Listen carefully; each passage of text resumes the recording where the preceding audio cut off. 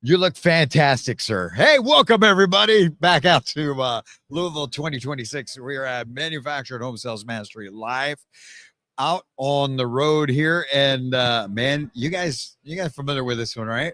Dave Finney, Build Media. How is things coming along for you, man? It's very good. It's been a good, fun show. Yeah, we're having a good for time. sure. I like your sign, by the Oh, way. thank you. Yeah. No. You guys are gonna have to check it out. I'm not gonna say what it says, but Mildly inappropriate. yeah, just a little bit, but it's fun. Anyway, hey, so man, you guys know Built Media, they handle everything that has to do with marketing and website development. What else do you guys do besides Yes, so that? we do websites, we do social media management, we do Google stuff, we do content creation, we've done streaming commercials, we've done gas station TV commercials, billboard design, logo design, CRM build outs. I think that's it. And just general stuff in the industry. Yeah. Whatever's needed in the digital space. And the great thing about it is it's specific to the industry. You know, your background is from that. You've been in the industry for how long now? 15, maybe 16 years, 15 or 16, a Yeah. while. So about the same time as I have. And you got your start out in the lending side of things and went into this. So you bring a great dynamic, to what we do as an industry. And that's why I always love to have conversations with you whenever we get the chance. But, I'm going to jump right in. And we kind of discussed this a little bit, right? The main thing that I am hearing from most sales consultants or anybody that has to handle lead flow is, man, we just can't reach people. We're calling them, and now my calls go to voicemail, or they've got that pre-screener where it's asking me what my name is and what I'm calling about. How can I get through? What have you guys run into that? I mean, a little bit. So, and I know a lot of folks use some automations already, but if you prep the lead with like a text message or an email that to expect a call, that's helpful. If you're calling, I know a lot of salespeople use their personal cell phones. If you have some sort of like cloud-based voice over IP or something like that, where we have a business line and everyone can call from it.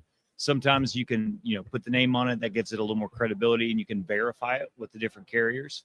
So there's some options there. Yeah. You know what? That makes a lot of sense. Yeah. So prep them maybe through an automation, sends them a text ahead of time. Hey, we're about to call you. You send your information. Correct. We're about to call you, right? That's one way. And then the other way is being able to verify the number, assign a name to it, that kind of thing. That may get you around.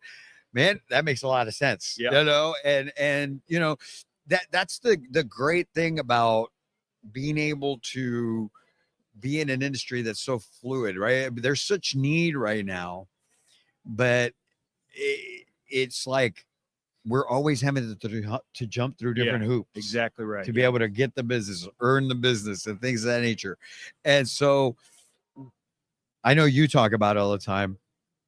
Where are we at now in 2026 as it has to do with contact points or the amount of contacts? Yeah. So I would say if you want to set a standard, right? Because there's always going to be the people that answer on the first call or the first text or whatever. And, resist the temptation to think that that's everyone. And when we've got a group that their mantra is like, call until they ask me to stop calling, right? If that is their strategy, we typically say an average of like 7 to 8 contact attempts to get a good appointment. So that means if there's some that are 1 and your average is 8, there's some that are 16, right? So you may have to email, text, Facebook message, SMS, whatever it is, call like 14, 15 times before you can get someone on the phone. And that's not because they're ignoring you. It's because we're all busy, right? Like if you're a teacher, you're working from 9 to or 8 to 3 or 8 to 4 or whatever it is, like you can't answer. So you got to call that person in the evening, or you got to call them on a Saturday. And it doesn't mean that they don't want to talk to you. It doesn't mean they're ignoring you. It means they're busy. Right. And you're not top of mind. So you just got to, and like I said earlier, send them the email, say, hey, I'm trying to reach you. Maybe shoot them a text with a link to schedule, right? Like on Calendly or some sort of software like that. So you know that they're available. And then if they do schedule, send them reminders, right? We're all busy. So that's how it works. No, and you know what, that you bring up a great point when it comes to that, because when we are making these attempts, sales consultants out there and all that, listen, what happens is this, right? You're calling that one time, that second time, and then a lot of them give up on it. Yeah. Right. So would you say the automations also having the business set that up as part of the follow-up? Yeah. Or should it just be all on the sales consultant? No, I would say definitely have the business set up anything digital they can. So that's like however many emails you want to go out at different stages in the sales pipeline. That's text messages. I can't remember what the number is, but I think like 97% of text messages get read. So you might as well send it out. And whatever CRM you use, whether it's like Salesforce or HubSpot or Go High Level, you can put the fields in there so it sounds somewhat personal, right? You can use some AI to write some stuff that sounds even more personal. So there's lots of options that you've got, but I would say that follow-up is huge. Like if I was going to, wave a magic wand and make the industry grow, if the sales side of things, if there's more follow-up, I bet we could double in size, triple in size, whatever it is in a matter of years. So I think and I think folks forget that like purchasing a house is a tremendously stressful event in anyone's life, no matter how much money you have, no matter what type of house you're buying. So people that may want to buy a house still might somewhat resist talking to someone about it. Does that make sense? Yeah, Like for sure. It's a hard experience. It's an emotional experience. Like it's great to have one, but it's awful to go through it. Like I've been through it, and it's exciting because you're getting a new home, but it's also between the financing and finding property. Like it's very stressful. Yeah. Right. So you might find people that want to buy one, but they're kind of kicking the can down the road and ignoring the first couple calls. And it's not because they don't want it. Yeah. It's just they're trying to. They're nervous. Yeah. They're scared. Right. I tell the people all the time is if they reach out to you, they want to buy a house. Yeah. I mean, if they submitted that form, they want to buy a house, Sure. right? Now they may be ignoring you. They may even come into your sales center and put you off, but it's not because they don't want a house. It's more the nerves. It's more. So now we as a sales force need to get better to be able to reach that, but not in a salesy way, but more empathetic, right? And just caring, truly making them feel that you understand the fact that they are nervous. Yeah.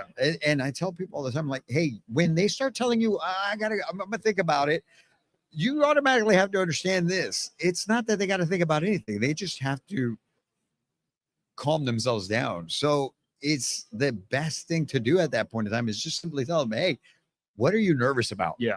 I know that that's what it is. You wouldn't be here if it wasn't for the fact that you wanted to buy a home. Oh yeah. Right. But so let me ask you, Dave, what can an individual sales consultant really do for themselves to get more attention? Where do you think it's at right now? Because the companies are going to do the companies. Oh yeah. Right? Yeah. But now what should these ladies and gentlemen out there be doing to gather that attention? Because I just spoke this morning, right? And the numbers floored me, like 200 notifications in a day. Oh, wow. For an individual. Yeah. That's crazy. That is. So how do I stand out? How do I rise above the noise as a sales consultant? Well, I'm from a strategy perspective. I heard, I can't remember the guy's name, but he wrote that book, Story Brand, and runs that business. I don't know if you're familiar with him, but he said when you're selling, you don't want to be the hero of the story. You want to be kind of the guide. Like if you're a Star Wars fan, like you don't want to be Luke, you want to be Yoda, right? So you want to be the guide for this person buying a house. So I would tell them to present themselves not just as loud and excited, but also informative. Like they're going to help someone through the process, help them overcome financing issues or property issues or whatever the case may be, figuring out all that stuff. Because like I said, I mean, buying a house is tremendously stressful. It's scary. Folks may have tried to buy 2 or 3 years ago. They got declined, right? Which is hard. It's hard to get excited about something, then go to borrow some money and they're like, nope. So, I mean, you may have people that really want to, and 2 or 3 years ago, or how many years ago, they got declined by a lender. And so they're kind of carrying that baggage with them. Yeah. So you want to seem like a guide in the process, not necessarily, like, and there's nothing wrong with being bombastic and loud and all that, but also give them the impression that you're going to help them through everything. Sure. So educate. Yeah. Right. I use a reference of Gary Vaynerchuk's, right? Oh yeah. Jab, right hook, which is just give information on finance, on maybe you need to find land. This is what we do to help people find land, and then present something as an offer, right? So you feel that that's really where it's at right now, right? Is that branding, that personal branding? Personal branding. Yeah, personal branding's huge because if there is no brand, everything's kind of a commodity, right? So I think personal branding is huge, right? If you buy a Tesla, you still kind of feel like you're buying it from Elon Musk, right? Yeah. Whatever people, hate the car, love the car, whatever it is, like you associate it with him. Same thing with Facebook and Mark Zuckerberg's. These billion-dollar companies still use the personal branding, and it's super valuable. That's awesome. Yeah. So, man, we had you in Dallas for our event, right? That that was fun. In October, and you shared a lot of information. There was great info, and it's something that we're trying to do to move the sales force forward, right? Expose them to other people. You were there for the mixer and all that. What was your impression of and don't feel like you got, I want honest opinion, right? Because what we're trying to do is, it's not really for everybody out there. This event truly is not it's not to be a profit center. Yeah. It's more to bring everybody together and help them from different paths. We had people there from 6 different states. Yeah. And so they get to meet and see and learn from other people in the industry. What was your impression of that overall event? No, that was good. I think, we, as an industry, I think we could do a lot better at getting not just high performers across the spectrum together and say, this works, this doesn't. I mean, there is not a huge, we see it on the advertising side. There is not a huge difference between what a retailer in Kentucky and a retailer in Northern Oregon does to sell more houses, right? Like, you might change a little bit things here, but the overall strategies are very similar. So I think everyone can learn from each other. And maybe it's a mastermind group. I don't know what it is, but I think if we get retailers together, if we get community operators and retailers together, because they all have different experiences, I think everyone gains from it. Everyone has got a piece of information they know that someone else can benefit from. So that's very true. Very true. And overall, what I love about what you guys do, and you just hit on it, right? It may be a retailer in Oregon who's doing something that's working, and somebody in Florida may benefit from it, right? Because at the end of the day, we're still dealing with humans. Yeah. And whether they're in the East Coast or West Coast, South, North, it doesn't matter. They all make their decisions the same way. We all psychologically go through the same things. Oh, yeah. So we have to really master that and get better at that, I think, as individual sales consultants, to understand that part of it. And once we do that, I think we'll go up another notch in overall productivity within the industry. So if there's one last thing that you would put out there for everybody that maybe they can grab onto, what do you see coming in 2026? Oh man, what do I see coming? This show has been pretty exciting. I think this is the best show. It has had a lot of several years. Like, the houses look incredible. Yeah.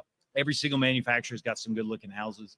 So I think the industry is definitely going to grow. But I mean, I say it a lot. I think if we branded the industry more, I think branding is huge, from the sales consultant level all the way up to the industry level. I think we could all do better there. And if I go, I think I mentioned this at the talk, if I went to the average person that's our core buyer, right? They're 35 years old. They're in that 50 to 100 grand household income.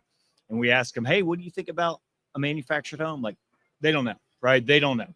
And so I think that's the opportunity for growth. And if everyone thought about us when they went to buy their first house or second house, I think we could, quadruple, triple, quintuple, or whatever the 6 times, 6x of business is, or 10x or whatever it is.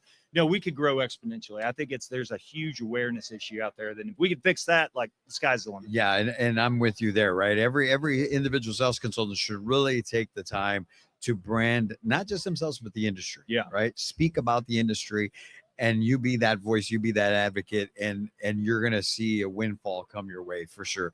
Dave, man, I appreciate you, sir. Yeah. Thank you. As always, thank you for being here, and hopefully we'll see you again out on the road sometime. Sounds good. All right. All right. There we go, folks. Dave Finney, Build Media, reach out to them. They can help you out with all your marketing needs in the industry. All right.